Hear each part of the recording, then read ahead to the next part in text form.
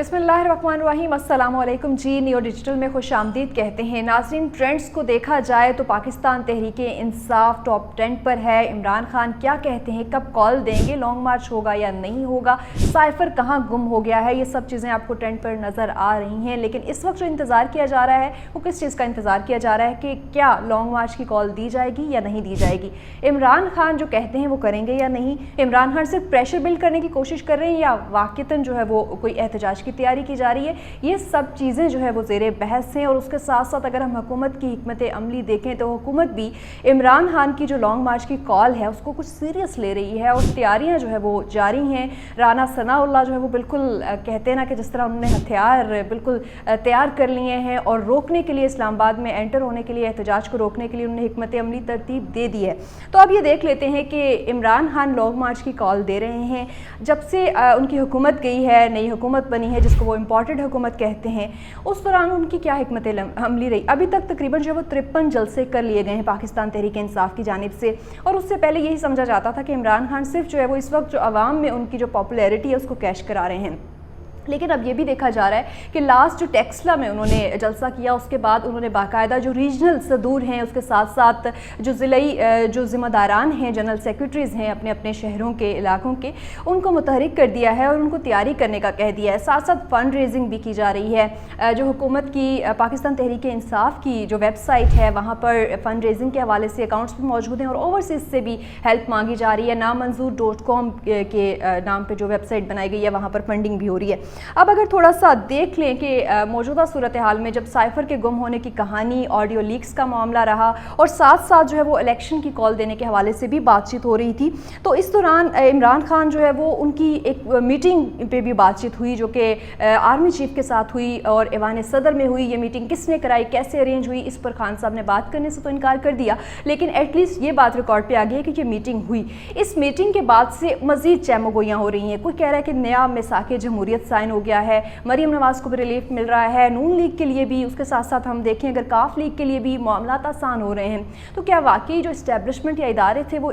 Back foot पे आ रहे हैं, वो बिल्कुल सियासत से गायब हो रहे हैं? ये चीज़ें भी ज़ेर बहस हैं। अब जो 53 अगर हम जलसों की बात करें जो इमरान खान ने किए, तो उसमें इस बात में कोई शक नहीं है कि एक अवाम का समंदर उनके साथ मौजूद था। इस वक्त अवाम में जो पॉपुलैरिटी है खान साहब की, उससे डिनाई नहीं किया जा सकता। अब आर्मी चीफ की अपॉइंटमेंट को लेके भी खान साहब मुतालबा करते नज़र आ रहे हैं कि जो इम्पोर्टेड हुकूमत है, जैसे वो नई पीडीएम की हुकूमत को कहते हैं कि जब तक वो चाहती नहीं है तो तैनाती नहीं होनी चाहिए, तैनाती का सिलसिला रोक दिया जाना चाहिए। और अभी रिसेंट जो बयान है आर्मी चीफ की जानिब से दौरा अमेरिका के दौरान दिया गया, अपना इजहार ख्याल करते हुए कि जैसे ही उनका टेन्योर ख़त्म होगा वो चले जाएंगे, तो ये खासी लिंक्ड हैं चीज़ें।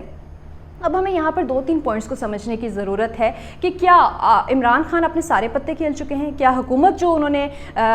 जो हिकमत अमली अपनानी थी क्या उसको ज़ाहिर कर किया जा चुका है। ऑडियो लीक्स जो है वो एक किस्म का एक रिस्पॉन्स था इमरान खान की जो अवामी पॉपुलैरिटी और जलसे और जो इल्ज़ामात इम्पोर्टेड हुकूमत का, स्पेशली जो एंटी अमेरिका बयानिया खान साहब जिसको लेके चल रहे हैं, उसके अगेंस्ट ये जो ऑडियो लीक्स था ये एक बड़ा वार समझा जा रहा था कि हुकूमत की जानिब से, और जिसने भी सपोर्ट किया इसमें हुकूमत को, ये खान साहब की अगेंस्ट जा सकता था। लेकिन देखा ये गया कि ये चीज़ भी इतना ज़्यादा खान साहब के अगेंस्ट साबित नहीं हुई। अब गवर्नमेंट का क्या प्लान है, राना सनाउल्लाह इंटीरियर मिनिस्ट्री को किस तरह से मुतहरिक कर रहे हैं, क्या प्लानिंग की जा रही है, तो इट मीन्स के जलसे को अब जो लॉन्ग मार्च की कॉल है उसको सीरियस लिया जा रहा है। राना सनाउल्लाह इस वक्त जिन 4 लोगों को टारगेट कर रहे हैं उनमें एक तो इमरान खान है जो कि खुद चेयरमैन है पाकिस्तान तहरीक इंसाफ के, secondly vice chairman Shah Mehmood Qureshi on target हैं, फिर असद जो उमर हैं जनरल सेक्रेटरी, और साथ साथ बहुत इंपॉर्टेंट पर्सनैलिटी प्रिंसिपल सेक्रेटरी साबिक वज़ीर आज़म के आज़म खान, वो भी टारगेट पर हैं राना सनाउल्लाह के। इन सब के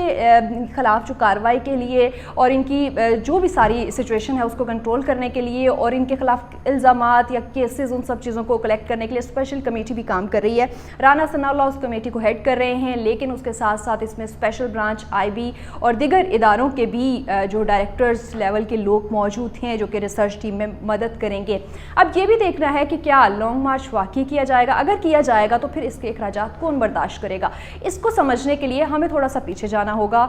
सबसे पहले तो अगर हम 25 मई के लॉन्ग मार्च की बात करें और उससे अगर पीछे जाएं तो 2014 का जो 126 दिन का धरना था उस पर बात करें, तो ये चीज़ें थोड़ी सी समझने में آسانی ہوگی کہ اگر اخراجات موجود نہیں ہوں گے، سپانسرز موجود نہیں ہوں گے، عمران خان کے جو ATMs تھے وہ تو اب الگ ہو چکے ہیں، جن کو بظاہری جو لگ رہا تھا کہ وہ سپورٹ کر رہے ہیں عمران خان کے کاز کو، علیم خان اور جہانگیر ترین کی بات کر رہے ہیں، وہ تو الگ ہو چکے ہیں، لیکن اب اخراجات کون برداشت کرے گا؟ اس کو سمجھنے کے لیے ہم نے تھوڑی سی ریسرچ کی، کچھ انفارمیشن ملی، تو پتہ چلا کہ جو 2014 کا جو سٹن تھا 126 ڈیز کا، اس پہ اخراجات کتنے آئے؟ اس کو جب ہم نے ریسرچ کرنے کی کوشش کی تو پتہ چلا کہ ڈیلی بیسس پہ جو 126 ڈیز کا دھرنا تھا اس میں ایک جڑاوالا سے تعلق رکھنے والے شخص ہیں خان بہادر ڈوگر، وہ ڈیلی بیسس پہ تقریباً 20 لاکھ روپے صرف کھانے پینے پہ خرچ کرتے رہے ہیں 126 دن کے دھرنے کے دوران، اور اینڈ پہ جا کے پہلے 30 دن 15 سے 30 دن کے اخراجات 15 سے 20 لاکھ تک گئے اور اس کے بعد 5 لاکھ تک آ گئے تھے، جس سے یہ ثابت ہوتا ہے کہ لوگوں کی تعداد کم ہو گئی تھی اینڈ تک دھرنے کے۔ اچھا، اگر ہم بات کریں کہ مزید کیا اخراجات ہوتے ہیں، ساؤنڈ سسٹم پہ بھی اخراجات ہوتے ہیں، جنریٹر پہ بھی اخراجات ہوتے ہیں، جو سٹیٹس موجود ہیں، ساؤنڈ سسٹم اس ٹائم ڈی جے بٹ نے لگایا تھا اور انہوں نے 14 کروڑ کا جو ہے وہ ایک بجٹ باقاعدہ مانگا تھا، تو اٹ مینس کہ یہ سارا اس کا ساؤنڈ سسٹم پہ خرچہ آیا تھا اور یہ بھی جنریٹرز وغیرہ سے ہٹ کے تھا۔ سملرلی اگر ہم بات کریں ابھی موجودہ صورتحال کی اور اسپیشلی جو 25 مئی کو دھرنا ہوا تھا اس کا تناظر میں رکھ کے بات کریں، اگر ابھی 50,000 لوگ اسلام آباد میں جمع ہوتے ہیں، 5 سے 6 دن کے ان کے اخراجات کا تخمینہ لگایا جاتا ہے، تو تقریباً 15 سے 20 کروڑ روپے ریکوائرڈ ہیں انیشلی دھرنے کو سٹارٹ کرنے میں، اور اس میں وہ جو آپ کے جو پراپس ہیں اس کے اخراجات شامل نہیں ہیں، جن میں جنریٹر ہے، جن میں ٹرکس ہیں، جن میں ساؤنڈ سسٹم ہے، جن میں لائٹس ہیں، یہ سارے اخراجات الگ سے ہیں۔ اب ساؤنڈ سسٹم میں پر ڈے کے حوالے سے اگر بات کریں تو تقریباً 1 crore 73 lakh per day sound system لگانے کے لیے اخراجات کا تخمینہ لگایا گیا ہے۔ 122 ٹرک 2014 کے دھرنے میں استعمال ہوئے تھے، اور ٹرک کا خالی اخراجات کی اگر بات کریں تو 24,000 پر ڈے ایک سنگل ٹرک کا آپ کو پے کرنا ہوتا ہے، اور پھر اس کے بعد اوپر جو لائٹس لگتی ہیں اس پہ جو جنریٹر لگتا ہے، اور جنریٹر کا خرچہ 15,000 روپے پر ڈے جو ہے وہ کنسیڈر کیا جاتا ہے ایک جنریٹر کا۔ تو یہ سب اخراجات تو موجود ہیں۔ اب سوال یہ ہے کہ یہ خرچہ کہاں سے آئے گا؟ پاکستان تحریک انصاف کی KP میں حکومت ہے، وہاں پہ معاملہ ختم ہو چکا ہے، وہاں پہ فنڈز جو ہے وہ بالکل موجود نہیں ہیں، اور KP حکومت اس وقت اگر ہم کہیں کہ بالکل کنگال یا دیوالیہ ہو چکی ہے تو یہ بالکل درست ہوگا۔ اور اس کے ساتھ ساتھ اگر ہم بات کریں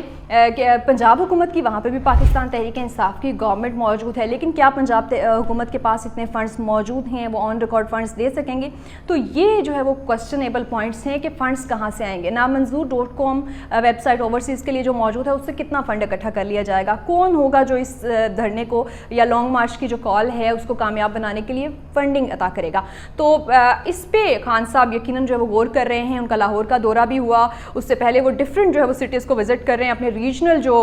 ذمہ داران ہیں اور وہ کارکنان پاکستان تحریک انصاف کے جنہوں نے پارٹی کی بنیاد رکھی تھی، اب ان کو ایک مرتبہ پھر سے متحرک کیا جا رہا ہے۔ آپ حامد خان کو دیکھ لیں، آپ جتنے پرانے کارکن ہیں اب واپس خان صاحب ان سے ملاقاتیں کر رہے ہیں جو واقعی خان صاحب کے لیے پیسے لگا سکتے ہیں۔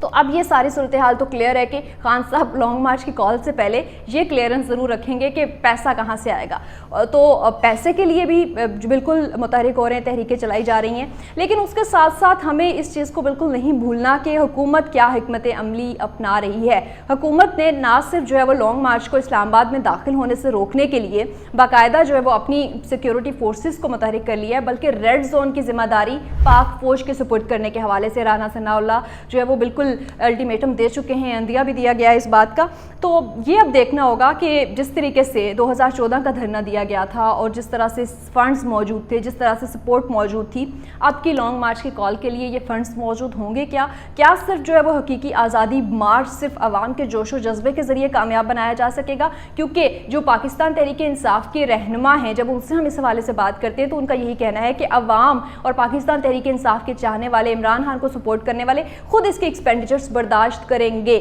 تو یہ سوالیہ نشان موجود ہے کہ کیا عوام جو ہے وہ مل کر عمران خان کا جو کاز ہے حقیقی آزادی مارچ اس کو کامیاب بنا سکیں گے، یا پھر ایک جینوئن فائنانسر کی ضرورت ہوگی؟ اور ہمیں یہ بھی نہیں بھولنا کہ اس وقت تمام تر نظریں پنجاب حکومت پر ہیں۔ پنجاب حکومت کس طرح سے یہ فنڈز پرووائڈ کرتی ہے، کیسے جو ہے وہ اس آزادی مارچ کو کامیاب بنایا جاتا ہے، یہ دیکھنا خاصا امپورٹنٹ ہے۔ Thank you.